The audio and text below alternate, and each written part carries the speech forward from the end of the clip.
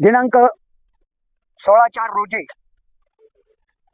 राष्ट्रवादीचे प्रवक्ते शरद पवार गटाचे विकास लवंडे यांनी पत्रकार परिषद घेतली आणि त्या पत्रकार परिषदेमध्ये ह्या प्रवक्ते महाशयांनी महाराष्ट्रातील साधू संत यांच्या संदर्भात आक्षेपार्ह विधानं त्या ठिकाणी केली। ही मुक्ताफळं उधळत असताना धर्माचार्यांची बदनामी करणं आणि त्यांना एकेरी भाषेमध्ये उल्लेख करणं हे या महाशयांनी केलं।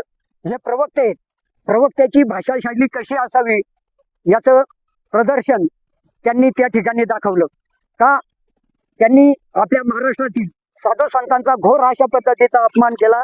त्यामध्ये हरिभक्त परायण वरवर्य भांडातात्या कराडकर असतील, आपले नगर जिल्ह्यातील दत्तगड देवस्थानचे भास्करगिरी महाराज असतील आणि राम मंदिराचे निधी कोषाध्यक्ष यांच्याही संदर्भात त्यांनी जे विधान केलं हे आक्षेपार्ह।